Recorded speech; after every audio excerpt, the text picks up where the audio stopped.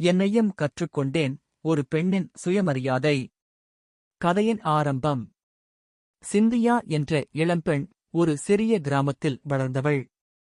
அன்னையுடன் மட்டும் வாழ்ந்ததால் சிந்தியாவின் வாழ்க்கையில் சுயமரியாதைக்கு முக்கியத்துவம் அதிகம். கல்விக்கான ஆர்வத்தால் நகரத்திற்கு குடிபெயர்ந்து அங்கு தனக்கான வேலைகளையும் நண்பர்களையும் அமைத்துக் கொண்டு வாழ்க்கையை வடிவமைத்தாள்.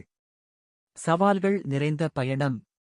தனது சொந்த முயற்சியால் ஒரு தனியார் நிறுவனத்தில் வேலைக்குச் சேர்ந்த சிந்தியா தனது திறமைகளால் மேல்நிலைகளுக்கு உயர்ந்தாள். ஆனால் ஒருநாள் வேலைக்கு வந்த புதிய மேலாளர் ரவி தனது அதிகாரத்தை தவறாக பயன்படுத்தி சிந்தியாவின் தனிமனிதத்தை மறைக்க முயன்றான். அவன் அடிக்கடி அவளது வேலை திறமைகளை கேள்வி எழுப்புவதோடு அவளிடம் மரியாதையற்ற முறையில் நடந்து கொண்டான். சுயமரியாதையின் குரல். சிந்தியா இவை அனைத்தையும் அமைதியாக கவனித்தாள். ஒரு நாளில் கூட்டமாக நடந்த கூட்டத்தில் ரவி சிந்தியாவின் முயற்சிகளை அவமதிக்கும் விதமாக பேசினான். அந்த நேரத்தில் சிந்தியா தனது மானத்தை உடைத்து, நான் எதையும் தானாக கற்றுக்கொண்டேன், எந்தவித தயவுகளுக்கும் அடிமையில்லை.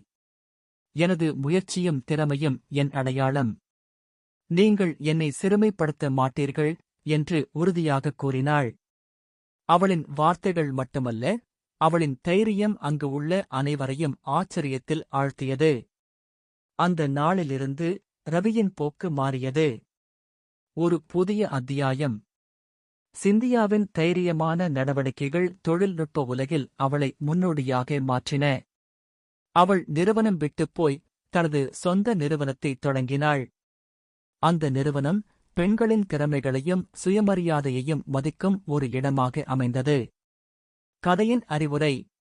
சுயமரியாதை ஒரு மனிதனின் மிகப்பெரிய ஆதாரமானது. அதை காப்பதற்கு தைரியம் தேவைப்படும், ஆனால் அந்த தைரியம் மட்டுமே வாழ்வில் முன்னேற்றத்தையும் அமைதியையும் கொடுக்கக்கூடியது.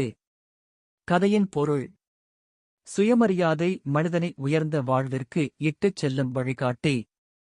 இந்தக் கதையின் மூலம் சுயமரியாதை கொண்டிருப்பது ஒரு பெண்ணின் சுதந்திரத்திற்கும் முன்னேற்றத்திற்கும் அடிப்படையாக இருக்கிறது என்பதை உணர்த்துகிறது.